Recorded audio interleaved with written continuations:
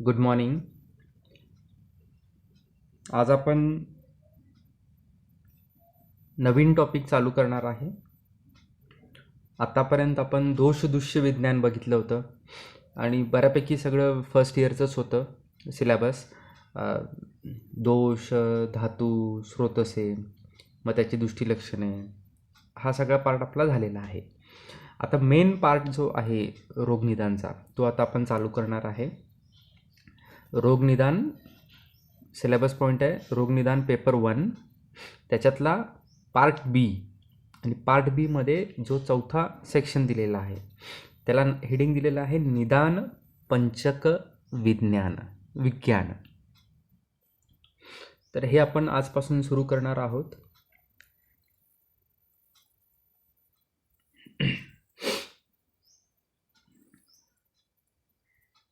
आता ह्याच्यामध्ये आपण काय बघणार आहे की पहिला इंट्रोडक्शन येणार आहे, त्याच्यानंतर निदान पंचक म्हणजे काय, मग त्याच्यात पंचक म्हणजे 5 हे उपाय आहेत किंवा हे साधनं आहेत.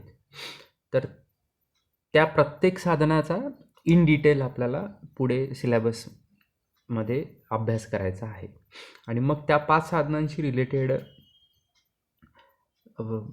अजून काही टर्मिनॉलॉजीज आहेत, अजून काही कन्सेप्ट्स आहेत, तर त्यांचा पण आपल्याला अभ्यास करायचा आहे.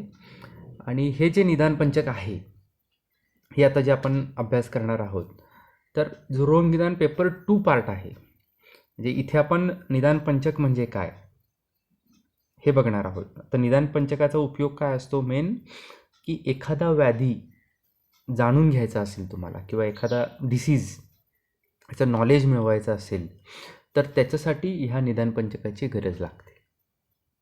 कुठलाही व्याधी असेल, म्हणजे स्पेसिफिक अमुक व्याधीलाच लागतं असं नाही. एनी डिसीज त्याचं ॲप्रोप्रिएट नॉलेज घेण्यासाठी जी मेजर्स किंवा जी साधने आहेत त्याला निदान पंचक म्हटलेलं आहे. तर ह्या सिलेबसमध्ये त्या साधनांचा स्टडी करायचा आहे, जनरलाइज स्टडी. आणि पेपर 2मध्ये त्याचं ॲप्लिकेशन करायचं आहे. म्हणजे तिथं काय येणार आहे, पेपर 2मध्ये सगळी डिसीज आहेत आपल्याला. तर ह्या निदान पंचकाचा वापर करून आपल्याला पेपर 2मध्ये प्रत्येक डिसीज निदान पंचकानुसार त्याचा अभ्यास करायचा आहे आणि त्या डिसीजची सगळी माहिती मिळवायची आहे. तर अशा प्रकारे ह्याचं युटिलायझेशन आहे. तर पहिला आपण बघूया निदान पंचक. त्यातला पॉईंट 1 जो आहे, सगळ्यात पहिला पॉईंट आहे डिफरन्स बिटवीन रोग अँड रोगी परीक्षा.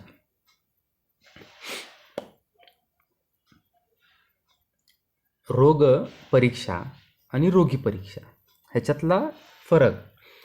आता रोग आपण थोडंसं जनरलाइज, रोग म्हणजे काय, रोग म्हणजे दुःखजनी, म्हणजे हे सगळं आपण इंट्रोडक्शनमध्ये बघितलेलं आहे रोगनिदानच्या. परत रोग म्हणजेच व्याधी, आणि व्याधीचं डिटेल आपण अजून तो सिलेबस पॉईंट यायचा आहे, तो आपण बघणार आहोत. आत्ता सध्या समजण्यासाठी काय, रोग म्हणजे म्हणजे एखादा आजार आहे ज्यानं आपल्याला दुःख होतं, वेगवेगळी त्याची लक्षणं असतात आणि ती लक्षणं आपल्या शरीरामध्ये उत्पन्न होतात, हा झाला रोग. आता हा रोग ज्या शरीरामध्ये उत्पन्न होईल किंवा ज्या व्यक्तीमध्ये उत्पन्न होईल त्याला आपण काय म्हणणार, रोगी. म्हणजे आजारी पडला की त्याला काय म्हणणार आपण, हा रोगी आहे, बरोबर. म्हणजे काय झालं की रोग ज्या शरीराच्या आश्रयभूत असतो त्याला रोगी म्हणायचं, बरोबर. आता रोग परीक्षा आणि रोगी परीक्षा हे वेगवेगळे आहेत का एकच आहे, म्हणजे एकच आपण म्हणू शकतो ना की नाही, आता रोग परीक्षा म्हणजेच रोगी परीक्षा. कारण रोग परीक्षा कुठं करणार आहे आपण, रोग जेव्हा एखाद्या माणसाला होणार आहे म्हणजे तो रोगी होणार आहे आणि त्याच्यामध्ये जेव्हा आपण परीक्षा करणार आहे तेव्हा आपल्याला रोगाचं ज्ञान होणार ना. त्यामुळे रोग आणि रोगी परीक्षा एकच असतील असं आपण एक हायपोथेसिस मांडू शकतो, पण तसं नाही आहे. रोग आणि रोगी ह्या दोन गोष्टी वेगवेगळ्या आहेत. रोग म्हणजे व्याधी, आणि हा व्याधी ज्या शरीराला आश्रयभूत असतो असं जे शरीर आहे त्याला आपण रोगी म्हणणार, बरोबर. त्यामुळे त्याची परीक्षा पण वेगवेगळ्या प्रकारे करायला लागते. आता याच्या दोन वेगवेगळ्या कन्सेप्ट आहेत. रोगाचं जे माहिती आहे किंवा जे नॉलेज आहे ते घेण्यासाठी तो रोग एखाद्या व्यक्तीला व्हायलाच पाहिजे आणि मग आपण त्याचं नॉलेज घेऊ अशी काही गरज नाही आहे. जे आता आपण घेणार आहे म्हणजे रोगाचं नॉलेज, की बाबा ही लक्षणे ज्वरामध्ये असतात, ही लक्षणे अतिसारामध्ये असतात, अमुक अमुक लक्षणे श्वासामध्ये असतात. मग त्याचं कारण काय आहे, श्वास रोग होण्याचं कारण काय आहे, त्याची पूर्वरूपा आधी काय त्याचे सिम्पटम्स दिसून येतात का व्याधी व्हायच्या आधी. तर हे सगळे जे नॉलेज आपण घेणार आहे एखाद्या व्याधीबद्दल, तर हा व्याधी रोग्यामध्येच आपण ह्याचं परीक्षण करणार आहे असं नाही आहे. ही जी परीक्षा आहे ही आपण आप्त प्रमाणावरनं करणार आहे. म्हणजे हे जे नॉलेज घेणार आहे आपण हे शब्द प्रमाणाने घेणार आहे आपण. आणि हे नॉलेज घेतल्याशिवाय, बरोबर, हे नॉलेज घेतल्याशिवाय तुम्ही जेव्हा एखादा माणसाला, व्यक्तीला रोग झालेला आहे म्हणजे तो रोगी झालेला आहे त्याच्यामध्ये जेव्हा परीक्षण करणार आहे किंवा ह्या एका अमुक रोगामध्ये हे सिम्पटम दिसते, मग त्याच्यामध्ये हे चेंजेस दिसत आहेत, हे सायन्स दिसत आहेत, हे सिम्पटम्स आहेत, आता ह्याच्यावरून आपण काय करणार, रोगविनिश्चय करणार, बरोबर. मग त्या रोगविनिश्चयासाठी म्हणजे रोगी परीक्षा केल्यावर रोगविनिश्चय करणार आपण. पण त्याच्यासाठी नॉलेज पाहिजे, काय, रोगपरीक्षेचं नॉलेज पाहिजे, म्हणजे रोगाचं ज्ञान पाहिजे. रोगपरीक्षा केली तर तुम्हाला रोगाचं किंवा त्या व्याधीचं यथार्थ ज्ञान होणार, आणि ते ज्ञान असल्याशिवाय तुम्ही त्याचं ॲप्लिकेशन करू शकणार नाही व्याधी विनिश्चयासाठी. त्यामुळं रोगपरीक्षा आणि रोगी परीक्षा ह्या दोन वेगवेगळ्या कन्सेप्ट आहेत. त्याचा आपण डिफरन्स बघूया आता. रोगपरीक्षा ही कशाने होते, तर एखादा जो व्याधी आहे त्याचं यथार्थ ज्ञान घेण्यासाठी काय गरजेचं असतं, निदानपंचक आणि रोगाची परीक्षा होते. आता निदानपंचकामध्ये काय येतं, हेतू, पूर्वरूप, रूप, उपशय, अनुपशय आणि संप्राप्ती असे हे 5 साधनं आहेत. ह्या साधनांथ्रू आपण रोगाची परीक्षा करणार आहे. म्हणजे कुठला रोग आहे, त्याच्यात लक्षण काय आहे, त्याचं ते साध्य आहे का असाध्य आहे, का सुखसाध्य आहे, कष्टसाध्य आहे, तो कुठल्या अवस्थेमध्ये आहे, त्याचे हेतू काय आहेत, ह्याबद्दलचं एका व्याधीबद्दलचं हे जे सगळं नॉलेज आहे हे कशामुळे मिळणार आहे आपल्याला, ह्या निदानपंचकामुळे मिळणार आहे. ह्याला म्हणायचं रोगपरीक्षा. आणि रोगी परीक्षा जी आहे हे वेगवेगळ्या परीक्षा आहेत. द्विविध, त्रिविध, पंचविध, अष्टविध, दशविध परीक्षा आहेत. ह्या आपण सगळ्या रोगी परीक्षा पुढं जाऊन बघणार आहे. पण हे कसं शब्द स्पर्श अशा प्रकारे किंवा प्रश्न विचारून आपण ही रोगी परीक्षा करणार आहे. म्हणजे प्रश्न विचारले, त्याला काय काय लक्षणं होतात रोग्यामध्ये, त्याला काय काय त्रास होतो, तर ही प्रश्न परीक्षा झाली. किंवा आपण स्टेथोस्कोपनी चेक करणार किंवा पोट दाबून बघणार किंवा स्पर्श करून स्पर्श उष्ण आहे का त्याचं थंड आहे, शरीराचं तापमान ते बघणार. तर ह्या ज्या पद्धती झाल्या ह्या रोगी परीक्षा झाल्या. ह्याच्यामुळे आता ही जी लक्षणं आपण बघणार आहे, सिम्पटम्स आपल्याला सायन्स दिसणार आहेत किंवा सिम्पटम्स आपण त्याला विचारणार आहे, तर ह्याच्यामुळं आपल्याला रोगपरीक्षा पण होऊ शकते असं काहींचं म्हणणं असू शकतं. पण जरी आपल्याला कळालं की आता आपण एखाद्या पेशंटला विचारलं की काय त्रास होतो, त्याने सांगितलं अतिद्रव मलप्रवृत्ती म्हणजे लूज मोशन्स होतात, मग आपण अतिसार निदान करणार. पण अतिसार निदान करण्यासाठी आधी त्या अतिसाराचं म्हणजे अतिसार हा व्याधी झाला तर त्याची परीक्षा म्हणजे त्याचं नॉलेज पाहिजे, त्या परीक्षे थ्रू घेतलेलं. म्हणजे तुम्हाला पहिला माहीत पाहिजे की अतिसारामध्ये अतिद्रव्यमल प्रवृत्ती होते. हे माहीत असेल तरच तुम्ही, जेव्हा तो पेशंट तुमच्याकडे येणार आहे आणि तो कंप्लेंट करणार आहे तशी की असं अमुक अमुक प्रकारे म्हणजे असं मला त्रास होतो, तरच तुम्ही त्या व्याधीचं निदान करू शकता. लक्षात येते? म्हणजे काय, रोग परीक्षेमध्ये फक्त रोगाचं बल कळते. रोगाचं बल कसं कळणार की एवढी म्हणजे त्याची पूर्वरूप आहेत किंवा त्याची लक्षणं आहेत, सगळी लक्षणं जर दिसत असतील किंवा हे पुढं बघणार आहे आपण की म्हणजे कशा प्रकारे रोगाचं बल आपल्याला कळणार आहे, तर त्यानुसार रोगपरीक्षेनुसार रोगाचं बल कळू शकतं फक्त. पण रोगी परीक्षा आपण जे करणार आहे त्याच्यामध्ये काय, रोगाचं पण बल कळू शकतं आणि रोगीचं पण बल कळू शकतं. या दोन्हीचं नॉलेज आपल्याला ह्या रोगी परीक्षेमधनं होऊ शकतं. जसं आधी सांगितलेलं आहे, रोगपरीक्षा ही शब्द प्रमाणावर जास्त भर आहे. हे कसं आहे, आपण प्रत्यक्ष काय बघत नाही आहे, कुठला डिसीज कसा आहे, हा आपण फक्त आपल्या ग्रंथातनं माहिती मिळवतो. म्हणजे ग्रंथामधून रोगांची परीक्षा करतोय आणि मग रोगांचं नॉलेज आपण ज्ञान घेतोय. तर अशा प्रकारची ही रोगपरीक्षा आहे. त्याच्यामुळे काय आहे की हे आप्तोपदेशावर म्हणजेच शब्द प्रमाणावर ह्याच्यावर जास्त भर आहे. तेच रोगी परीक्षेमध्ये आपण काय करतो की त्या पेशंटवर आपण ॲक्च्युअल चेकिंग करतो किंवा त्याला विचारतो. तर ह्याच्यामध्ये काय आहे की प्रत्यक्ष आणि अनुमान प्रमाणावर जास्त भर आहे. म्हणजे ह्याच्यामध्ये पण शब्द प्रमाण, युक्ती प्रमाण हे सगळी प्रमाणं वापरली जातात, पण प्रामुख्याने प्रत्यक्ष आणि अनुमानावर जास्त भर दिलेला आहे. आणि रोग परीक्षेमध्ये काय असतं की शब्द प्रमाणावर जास्त भर दिलेला आहे.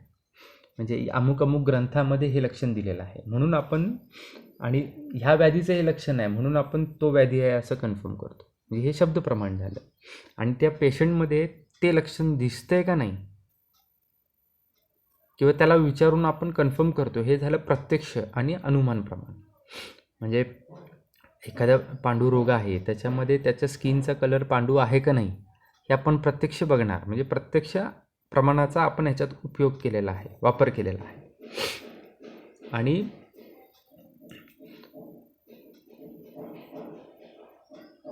त्याच्यावरनं आपण व्याधी विनिश्चयापर्यंत येणार. अशा प्रकारे इथे रोगी परीक्षेमध्ये प्रत्यक्ष आणि अनुमान प्रमाणावर जास्त भर दिलेला आहे आणि रोगपरीक्षेमध्ये शब्द प्रमाणावर भर दिलेला आहे. अशा प्रकारे रोगपरीक्षा आणि रोगी परीक्षा ह्या दोन वेगवेगळ्या कन्सेप्ट्स आहेत.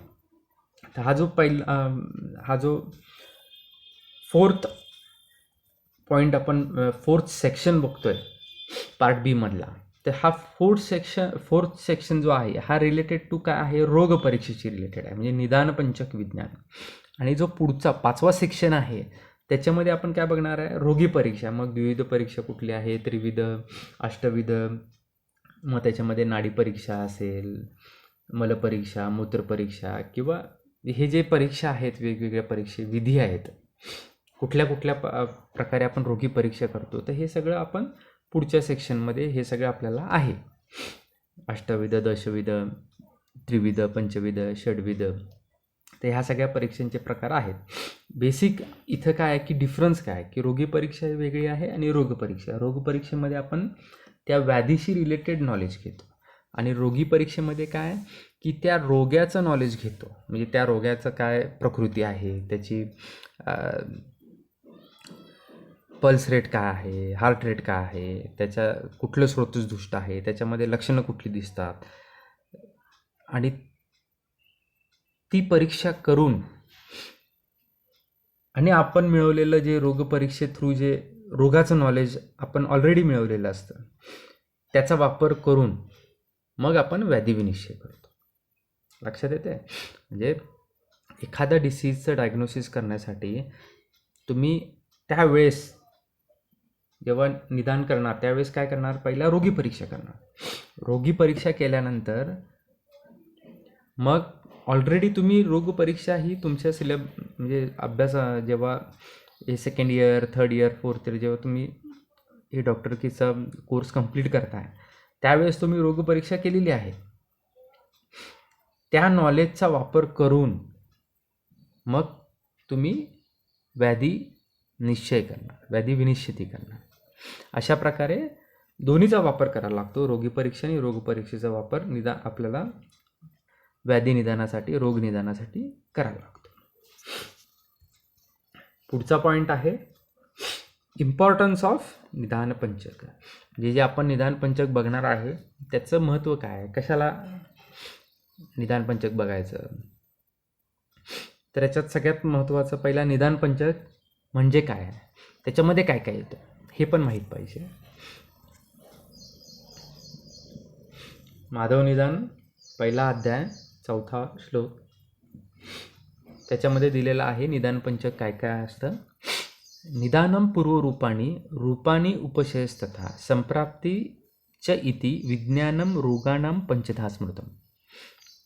म्हणजे इथं काय सांगितलेलं आहे की निदान, पूर्वरूप, रूप, उपशय, संप्राप्ती हे जे 5 उपाय आहेत किंवा साधनं आपण ह्यांना म्हणू शकतो.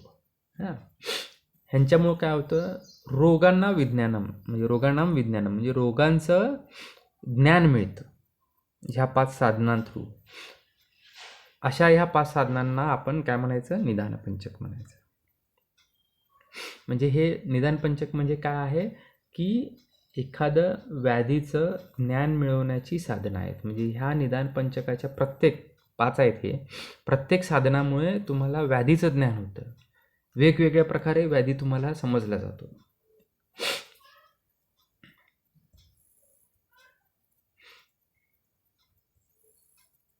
आता निदान पंचक बघितलं त्याचं महत्त्व काय आहे, तर निदान पंचकाचं नॉलेज असल्याशिवाय याच्यामध्ये काय होतं की तुम्हाला व्याधी विनिश्चय करता येत नाही.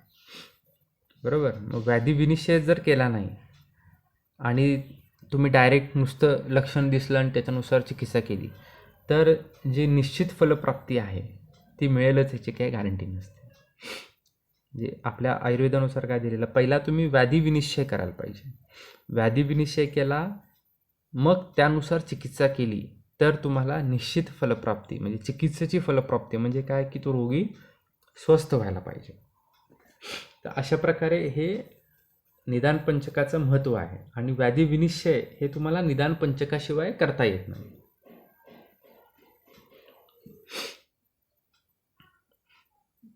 आता हे महत्त्व लिहिताना आपण हे झालं जनरलाइज सांगितलं निदान पंचकाचा उपयोग काय. प्रत्येक निदान पंचकामध्ये जे 5 साधनं आहेत त्याचासुद्धा एक स्पेसिफिक पर्टिक्युलर प्रत्येकाचं विशिष्ट त्याचं महत्त्व आहे, म्हणजे उपयोग पण आहे आणि त्या उपयोग असल्यामुळं त्याचं महत्त्व पण आहे. ते पण आपण बघायचं आहे. तर निदान पंचकामुळे काय होतं की आपल्याला त्या व्याधीचं संपूर्ण नॉलेज येतं. आणि जेव्हा आपल्याला संपूर्ण नॉलेज येणार त्याच वेळेस ते नॉलेज आपण अप्लाय करू शकतो. जेव्हा आपण म्हणजे आपण जेव्हा डॉक्टर झाल्यानंतर, वैद्य झाल्यानंतर जेव्हा रुग्ण तपासणार तर त्या रुग्ण तपासल्यानंतर हे रुग्णामध्ये आपल्याला कळालं की हे अमुक XYZ ही लक्षणं आहेत.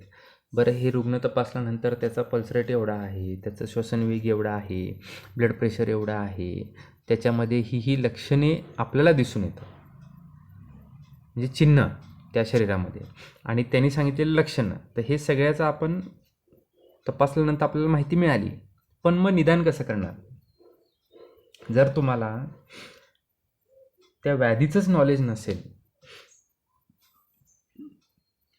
तर निदान कसं करणार. समजा तुम्ही आता सेकंड इयरला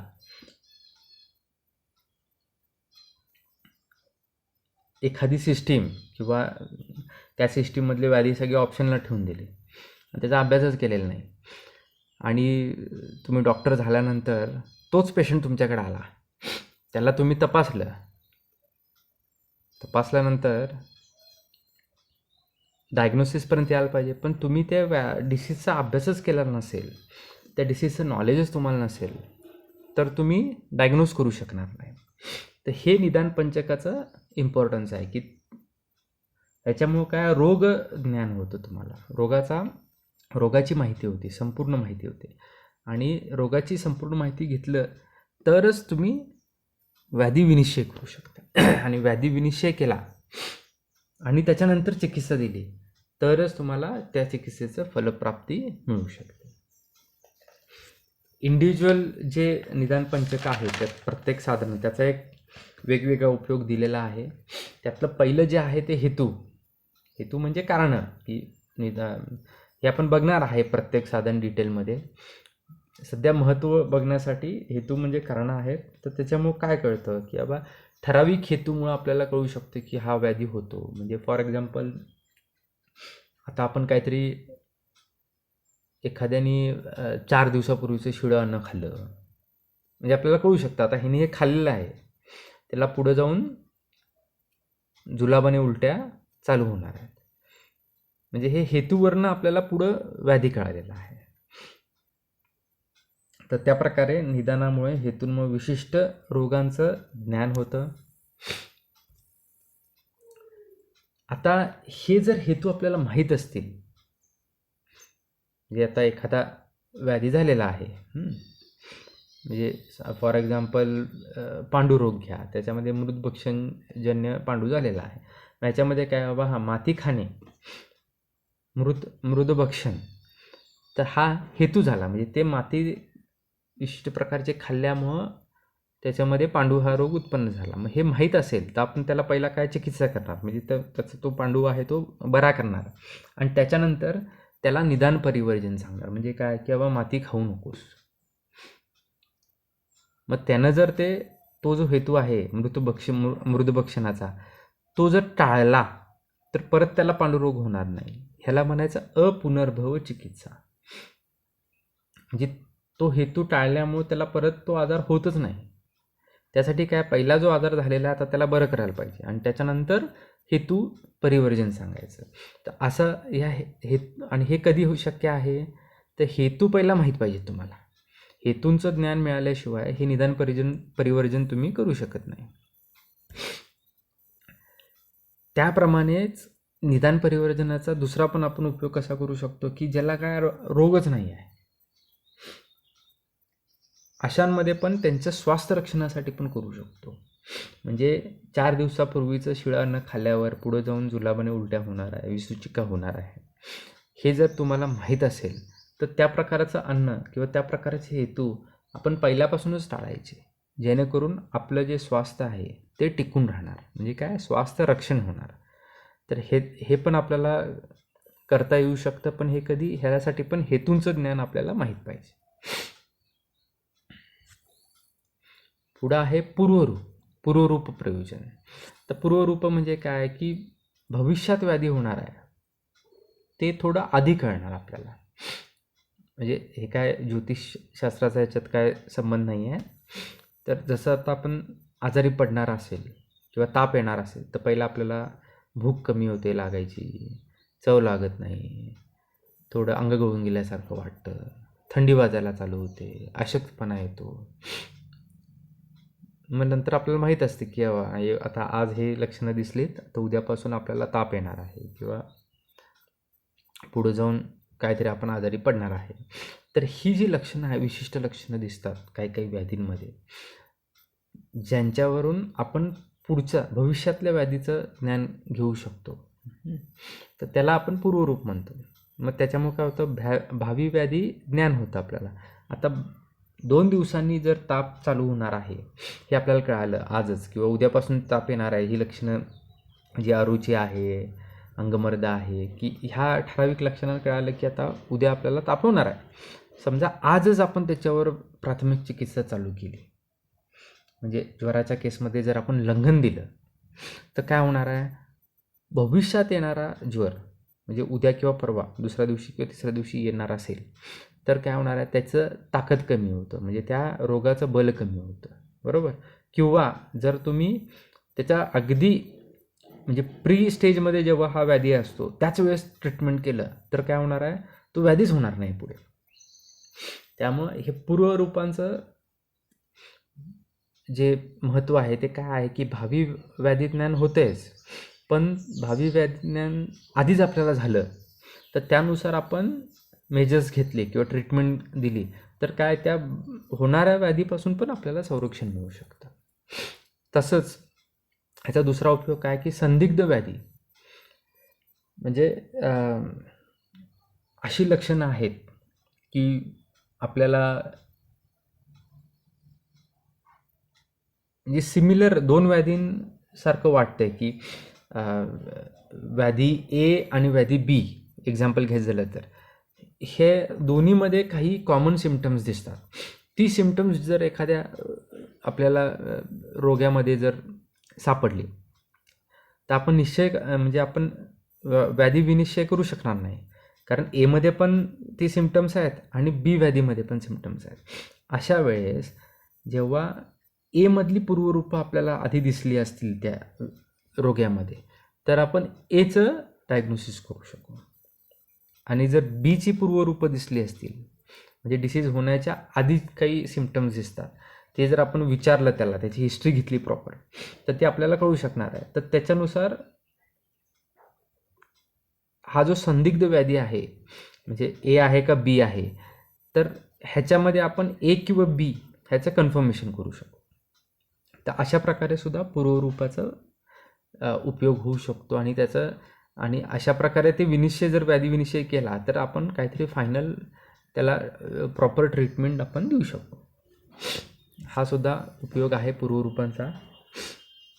आणि पूर्वरूपांच्या व्यक्ततेवरनं त्याचं जो पुढं होणारा डिसीज आहे किंवा एखादा डिसीज आता आहे म्हणजे उत्पन्न झालेला आहे त्याची हिस्ट्री घेतली की बाबा त्याला पूर्वरूपावस्थेमध्ये कुठली कुठली लक्षणं होती, मग सगळीच्या सगळी लक्षणं दिसत होती का पूर्वरूप म्हणजे जे आपल्याला ग्रंथामध्ये दिलेलं आहे पूर्वरूप एवढी एवढी आहेत तर सगळी पूर्वरूपं दिसत होती का किंवा जास्त पूर्वरूपं क्वांटिटीमध्ये होतीत का, तर समजायचं तो कष्टसाध्य व्याधी आहे म्हणजे, आणि कमी पूर्वरूप होते तर तो सुखसाध्य आहे. तर अशा प्रकारे डिसीज तो साध्य आहे का कष्टसाध्य आहे ह्याचं ज्ञानसुद्धा आपल्याला पूर्वरूपांवरनं कळू शकतं आणि त्यानुसार आपण चिकित्सा करू शकतो. असाध्य व्याधी असेल तर काय करता येईल की बाबा आपण आधीच रोग्याला सांगू शकतो की हा काय बरा होणारा आजार नाही आहे तरी आपण ह्याला ट्रीटमेंट करूया. आणि जर कष्टसाध्य व्याधी असेल हे तुम्हाला कळालं तर तुम्ही त्या प्रकारे डायरेक्ट शोधन चिकित्सा किंवा प्राथमिक चिकित्सा करायच्याऐवजी पुढची अति जास्त स्ट्रॉंग चिकित्सा तुम्ही करणार आहे. तर अशा प्रकारे साध्यासाध्यत्वावर तुमच्या चिकित्सासुद्धा व्हॅरी होणार आहे, चिकित्सेमध्ये सुद्धा फरक पडणार आहे. तर अशा प्रकारे हे पूर्वरूपांचं प्रयोजन झालं. म्हणजे रूपांचं महत्त्व, रूप त्याच्या पुढचा पॉईंट आहे रूपांचं प्रयोजन. रूप म्हणजे काय की व्याधी स्वरूप म्हणजे व्याधी जेव्हा उत्पन्न होतो ॲक्च्युअल जेव्हा व्यक्त होतो, उत्पन्नापेक्षा उत्पन्नाची प्रोसेस ही पहिल्यापासून आहे, हेतू सेवनांपासून आहे. पण व्याधीचं जेव्हा व्यक्ती होते म्हणजे एक्सप्रेस होतो व्याधी तेव्हा लक्षणं उत्पन्न होतात आणि त्यांना आपण रूप म्हणतो. तर त्याचं प्रयोजन काय की व्याधी म्हणजे रूपांमुळं काय होतं, व्याधीच्या स्वरूपाचं ज्ञान कळतं म्हणजे व्याधी कशा प्रकारचा आहे ते कळतं आणि त्याच्यामुळं आपण काय व्याधी विनिश्चय करू शकतो आणि त्याच्यानुसार विशिष्ट चिकित्सा उपक्रमांचं प्रयोजन करू शकतो. त्यानंतर साध्यासाध्यत्व कळतं म्हणजे त्याचे जे ग्रंथोक्त लक्षणं दिलेली आहेत सगळीच्या सगळी दिसत असतील तर आपण समजू शकतो की बाबा हे व्याधी बल किंवा रोगबल ह्याचं जास्त आहे रोगाचं बल आणि त्यामुळं हा लगेच बरा होणार नाही आहे म्हणजे कष्टसाध्य आहे किंवा असाध्य असेल तर हे सगळं रूपांवरनं कळू शकतं आपण, त्यानुसार आपण चिकित्सा करू शकतो.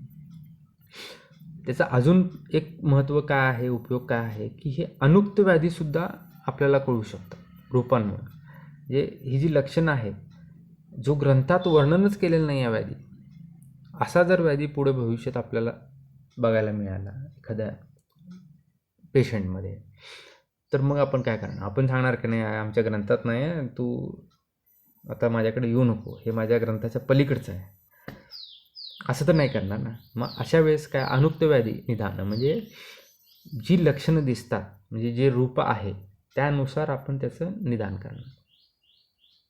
तर हे सुद्धा हे सगळं रूपज्ञान असल्याशिवाय तुम्हाला त्या गोष्टी करता येणार नाही, हे त्याचं महत्त्व आहे. त्यानंतर उपशयाचं प्रयोजन. उपशय म्हणजे काय की आता आपण व्याधी उत्पत्ती लक्षणापर्यंत बघितलेलं आहे रूप, बरोबर. तर उपशय म्हणजे काय की एखादा आता व्याधी कुठला आहे हे आपल्याला माहीत नाही आहे. म्हणजे फॉर एक्झाम्पल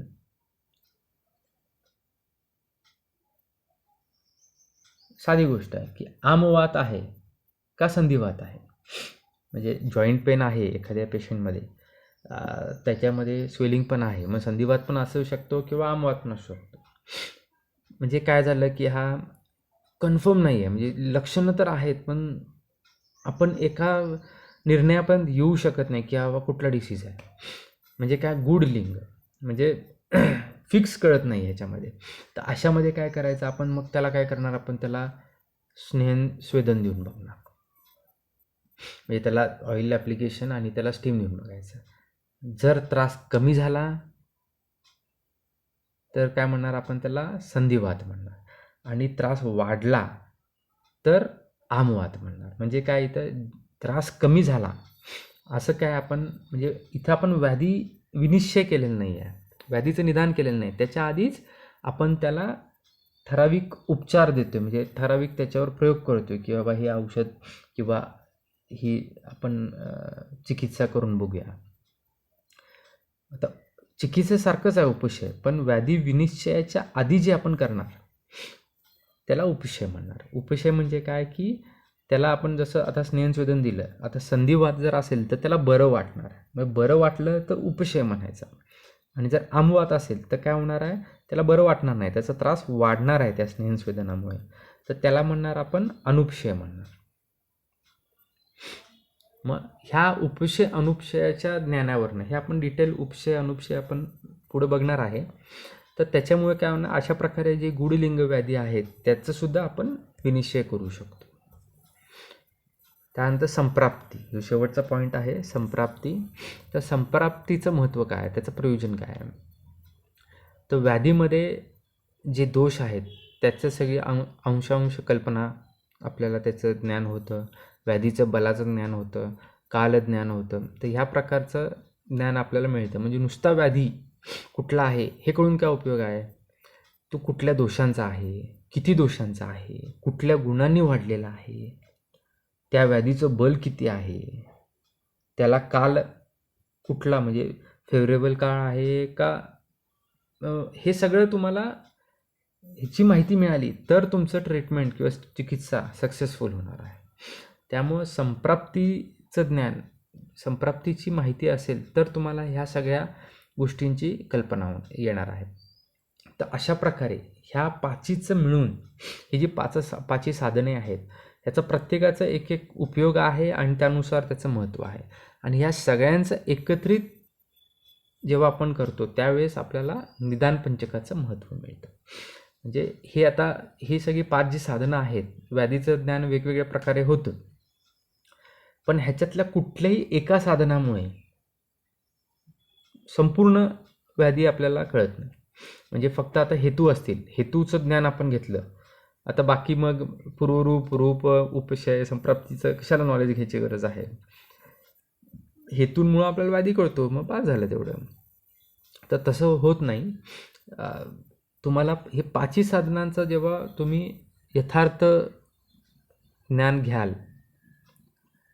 माहिती घ्याल, त्यानंतरच तुम्हाला व्याधीचं संपूर्ण ज्ञान होणार आहे. नाही ते फक्त हेतू घ्या, फक्त हेतूंमुळं काय सगळे व्याधी कळत नाहीत. रूप घ्या, रूपांमुळं पण काही सिमिलर रूप एकाच व्याधीमध्ये 2-3 व्याधींमध्ये दिसू शकतात, वेगवेगळ्या 2 व्याधींमध्ये येऊ शकतात. मग त्यावेळेस तुम्ही काय करणार आहे, मग त्यावेळेस डिफरन्शिएट कसं करणार आहे. म्हणजे तुम्हाला पूर्वरूपांचं नॉलेज पाहिजे, हेतूंचं नॉलेज पाहिजे, संप्राप्तीचं नॉलेज पाहिजे, उपशय अनुपशयाचं पण नॉलेज पाहिजे. म्हणजे अशा ह्या 5ही साधनांचा एकत्रित जेव्हा तुम्ही उपयोग करता त्यावेळेस तुम्हाला एखाद्या व्याधीबद्दल यथार्थ किंवा संपूर्ण ज्ञान होणार आहे. तर अशा प्रकारे हे निदान पंचकाचं महत्त्व आहे. तर आज आपण अशा प्रकारे हे 2 पॉईंट कव्हर केलेले आहेत.